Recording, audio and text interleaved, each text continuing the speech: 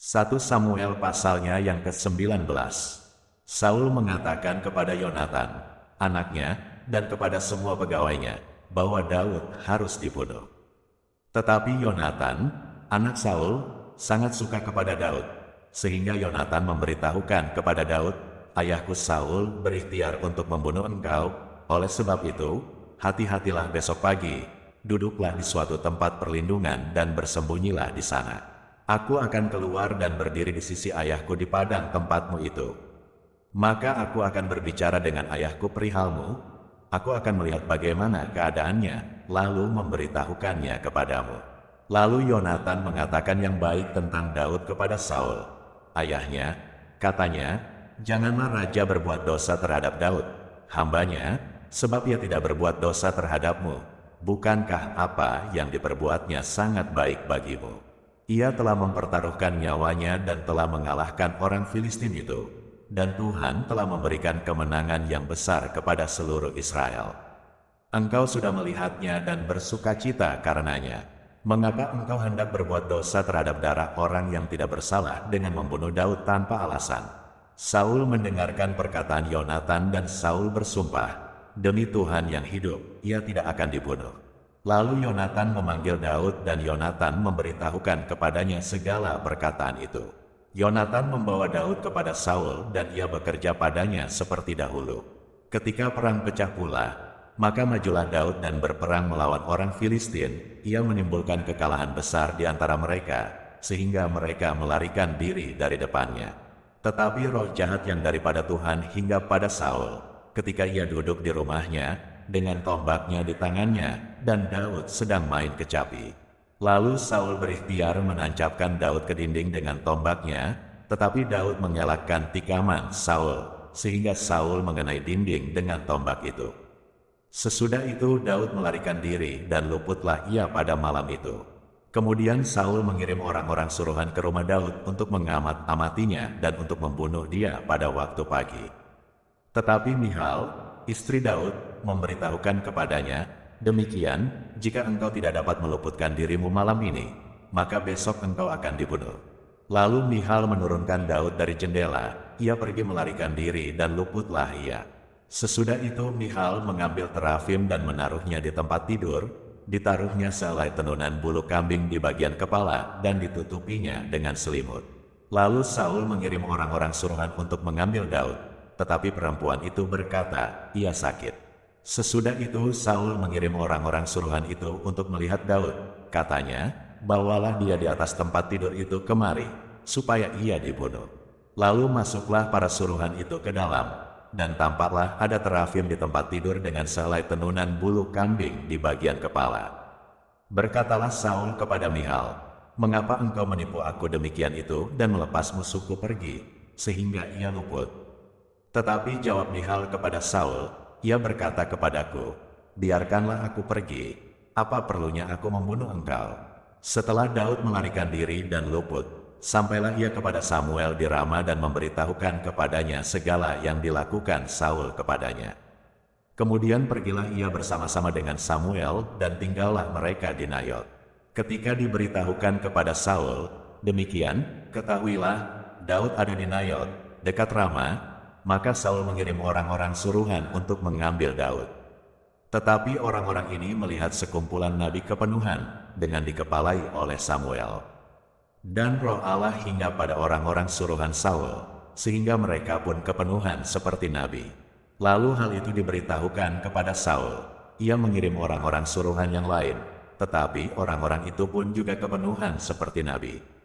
Saul mengirim sekali lagi orang-orang suruhan, rombongan yang ketiga, dan orang-orang ini pun juga kepenuhan. Lalu ia sendiri pergi ke Rama. Sesampainya ke dekat perigi besar yang di Seku, bertanyalah ia, katanya, di mana Samuel dan Daud? Jawab orang, ada di Nayot, dekat Rama. Lalu pergilah ia ke sana, ke Nayot, dekat Rama, dan pada dia pun hinggaplah roh Allah. Dan selama ia melanjutkan perjalanannya, ia kepenuhan seperti nabi, hingga ia sampai ke Nayot dekat Rama. Ia pun menanggalkan pakaiannya, dan ia pun juga kepenuhan di depan Samuel. Ia rebah terhantar dengan telanjang sehari-harian dan semalam-malaman itu. Itulah sebabnya orang berkata, Apakah juga Saul termasuk golongan nabi? 1 Samuel pasalnya yang ke-20.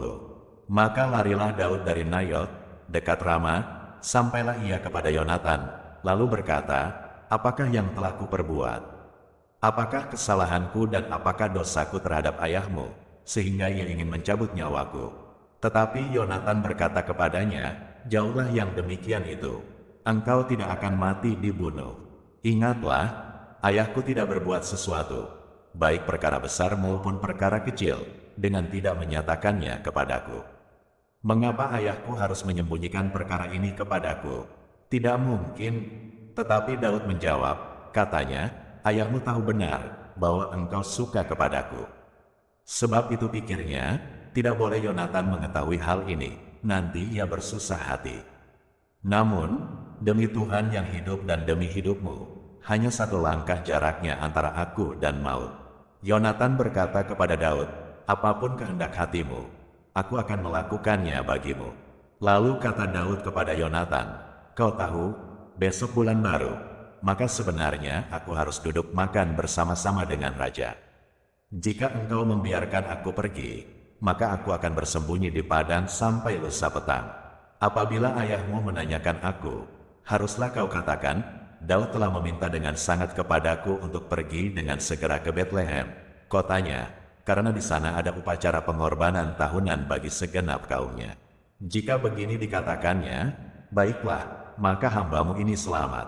Tetapi jika amarahnya bangkit dengan segera, ketahuilah bahwa ia telah mengambil keputusan untuk mendatangkan celaka.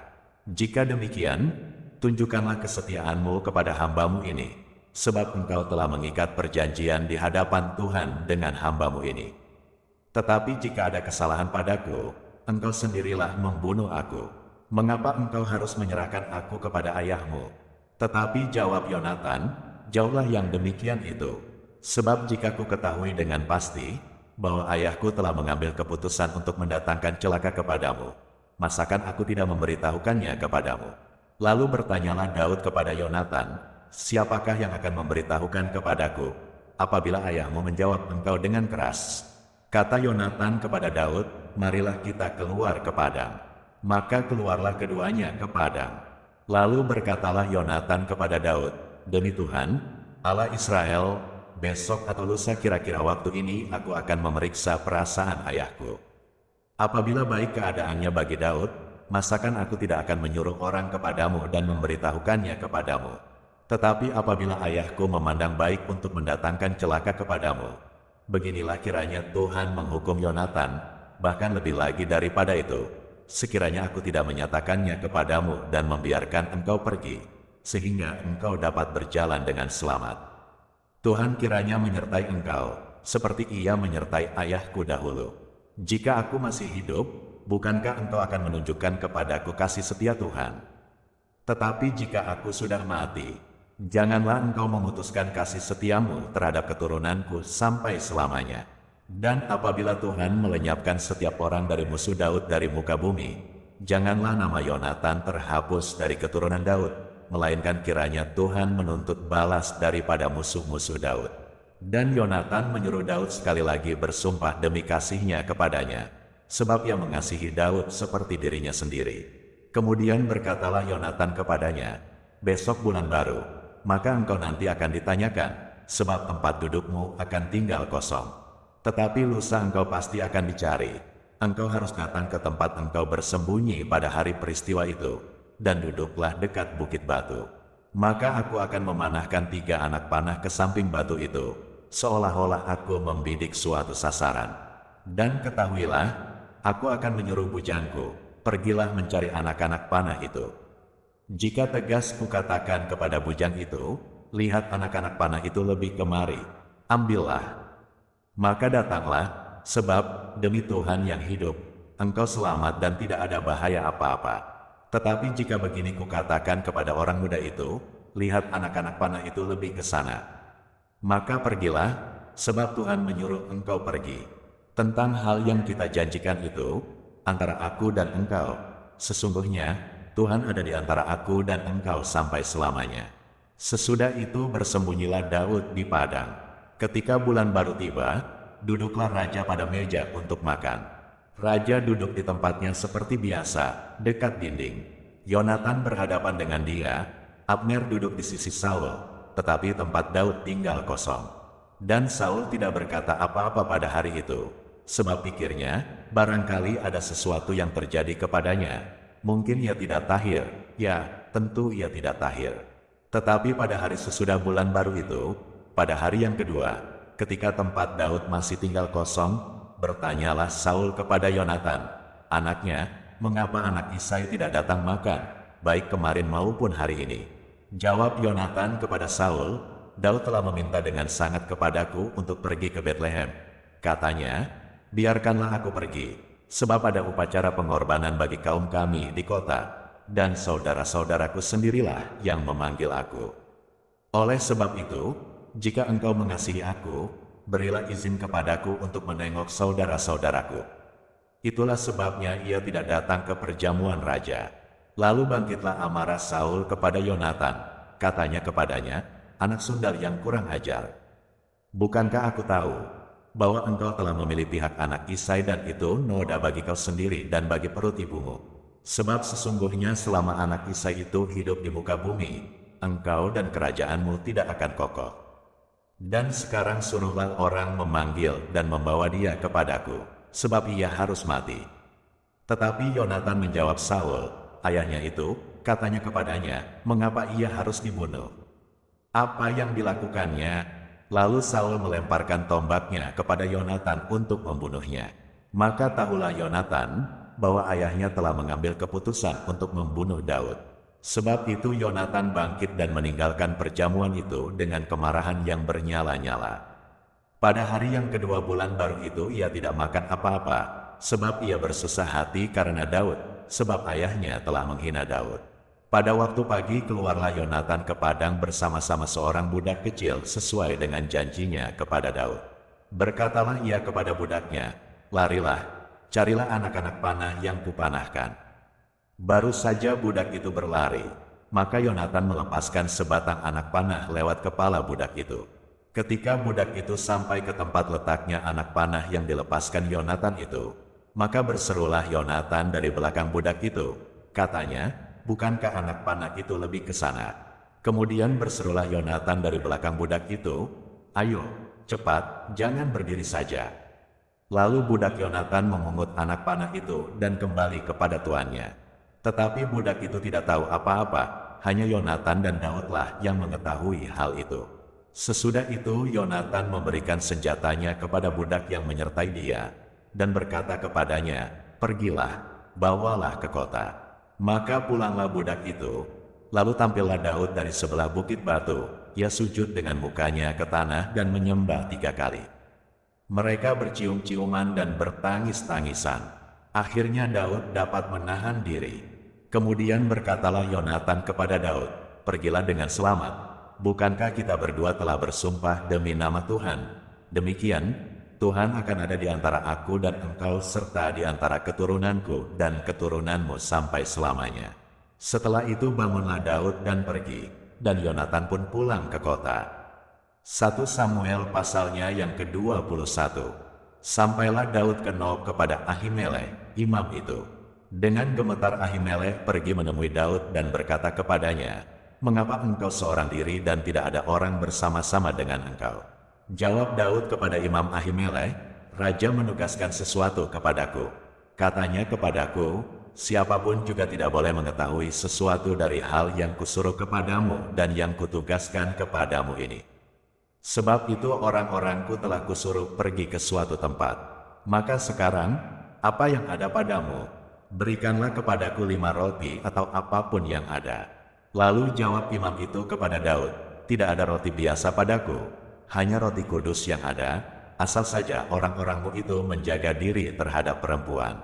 Daud menjawab imam itu, katanya kepadanya, memang kami tidak diperbolehkan bergaul dengan perempuan, seperti sedia kala apabila aku maju berperang. Tubuh orang-orangku itu tahir, sekalipun pada perjalanan biasa, apalagi pada hari ini, masing-masing mereka tahir tubuhnya. Lalu imam itu memberikan kepadanya roti kudus itu, karena tidak ada roti di sana kecuali roti sajian, roti itu biasa diangkat orang dari hadapan Tuhan, supaya pada hari roti itu diambil, ditaruh lagi roti baru. Maka pada hari itu juga ada di sana salah seorang pegawai Saul, yang dikhususkan melayani Tuhan, namanya Doeg, seorang Edom, pengawas atas gembala-gembala Saul. Berkatalah Daud kepada Ahimelek, "Tidak adakah padamu di sini tombak atau pedang? Sebab baik pedangku maupun senjataku tidak dapat kubawa, karena perintah raja itu mendesak." Kemudian berkatalah imam itu, "Pedang Goliat, orang Filistin, yang kau pukul kalah di lembah Tarbantin, itulah yang ada di sini, terbungkus dalam kain di belakang efod itu. Jika engkau hendak mengambilnya, ambillah, yang lain tidak ada, hanya ini." Kata Daud, "Tidak ada yang seperti itu, berikanlah itu kepadaku."